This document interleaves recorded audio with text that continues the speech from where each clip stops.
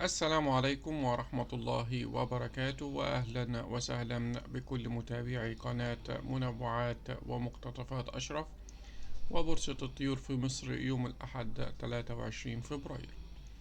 الفراخ البيضاء السعر المعلن 89، المستهلك 99. الفراخ الساسو السعر المعلن 97، المستهلك 107. الفراخ الأمهات السعر المعلن 73، المستهلك 83. البلد الحر المعلن 119، المستهلك 130. الوراك السعر المعلن 120، المستهلك 130. والبانيه السعر المعلن 220، المستهلك 230. والكتكوت الأبيض السعر المعلن 50، المستهلك 60. الكتكوت الساسو المعلن 13، المستهلك 14.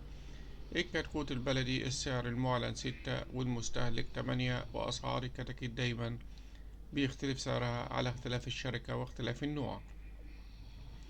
أسعار البط والأعمار النهاردة: البط الفرنسي المعلن 72، المستهلك 82. البط المولر السعر المعلن 70، المستهلك 80. البط المسكوفي السعر المعلن 90، المستهلك 100 جنيه. البط البلدي السعر المعلن 100 جنيه، المستهلك 110. سعر البط عمر يوم: البط الفرنسي المعلن 10 جنيه، المستهلك 15 جنيه. البط المرر السعر المعلن 24، المستهلك 30. البط المسكوفي المعلن 23، المستهلك 28. البط البيور المعلن 18، المستهلك 20. أسعار الطيور المتنوعة النهاردة: الرومي الأبيض المعلن 115، المستهلك 125. والروم الأسمر السعر المعلن 130، المستهلك 135. والأرانب السعر المعلن 120، المستهلك 130.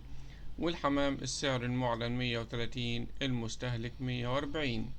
السمان السعر المعلن 130، المستهلك 140.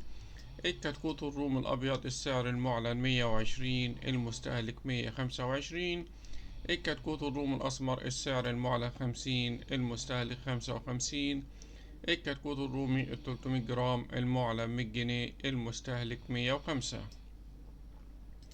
سعر البيض النهاردة: البيض الأبيض السعر المعلن 155، المستهلك 160.